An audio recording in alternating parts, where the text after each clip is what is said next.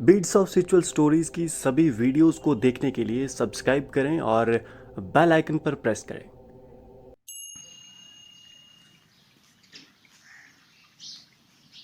नमस्कार, beats of spiritual stories में आप सभी का स्वागत है। मैं हूं विक्रम सिंह ठाकुर और आज हम श्रीमद् भागवत गीता के अध्याय के श्लोक 22 से श्लोक 26 तक को आपके सामने प्रस्तुत करेंगे।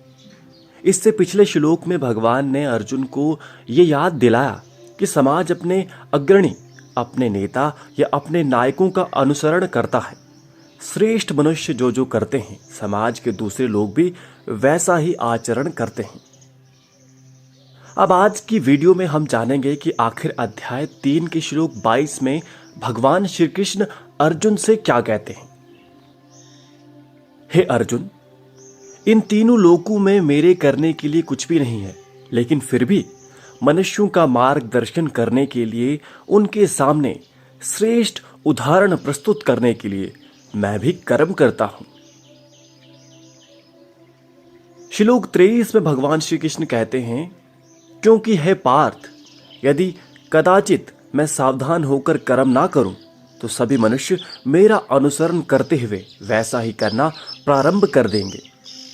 फिर श्लोक 24 में भगवान श्री कृष्ण कहते हैं, इसलिए यदि मैं कर्म ना करूं तो सभी मनुष्य मुझे मानक मानकर कर्मों का त्याग कर देंगे। सत्य और झूठ का भेद समाप्त हो जाएगा, भ्रम बढ़ जाएगा और इस प्रकार अंततः समाज का नाश हो जाएगा। भगवान श्री कृष्ण ने कहा कि उनके सामने इस पूरी सृष्टि में करने के लिए कुछ भी नहीं है। पूरी सृष्टि उनके अधीन है और उनकी इच्छा से वे सब कुछ प्राप्त कर सकते हैं, लेकिन इसके बावजूद भी वे इस संसार में मनुष्य के बीच आकर भांति कर्म करते हैं ताकि समाज में पवित्र कर्मों का उदाहरण प्रस्तुत हो सके और अच्छे और बुरे का मापदंड स्थापित हो सके।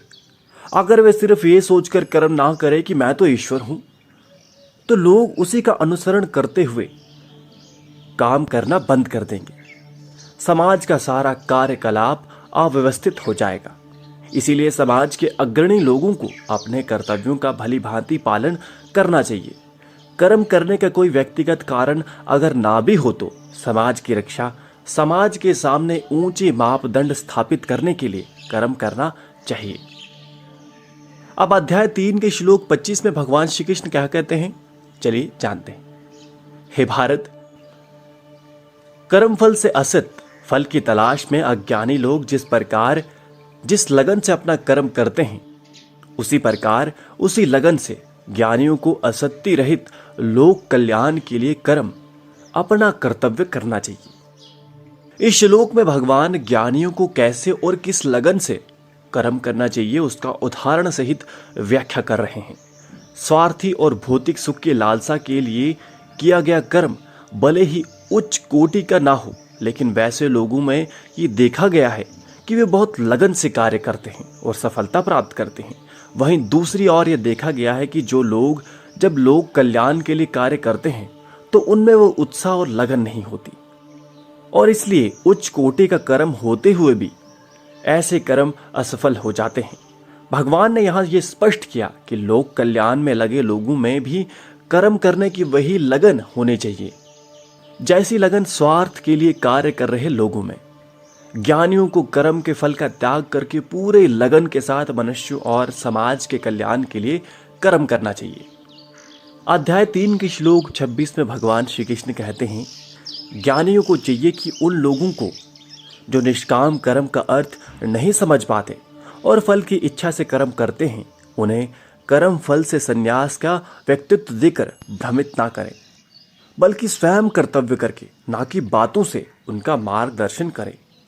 इस श्लोक में भगवान कर्तव्य पालन के और व्यवहारिक पहलू का वर्णन कर रहे हैं। भगवान ने कहा कि ज्ञानियों या समाज के अग्रणी लोगों को अपने कर्म से समाज के सामने उदाहरण प्रस्तुत करना चाहिए, ना कि भाषण देके। भगवान ने यह स्पष्ट किया कि समाज में कई साधारण मनुष्य ऐसे होते हैं जो कर्म के निष्काम या सकाम जैसे गूढ़ रहस्यों को समझ नहीं पाते। वैसे लोग अपनी सामाजिक या भौतिक अभिलाषाओं की पूर्ति के लिए कठिन परिश्रम करते हैं। आध्यात्म के लिए या मोक्ष प्राप्ति के लिए ये सर्वोत्तम नहीं है, लेकिन कुछ ना करने से बेहतर है।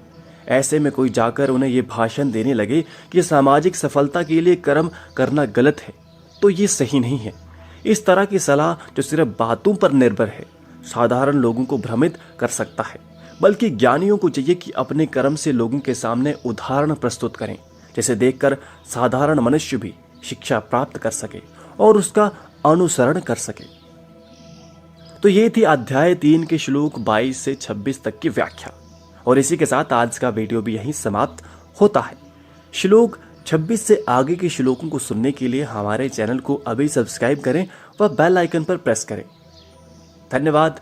जय श्री कृष्ण।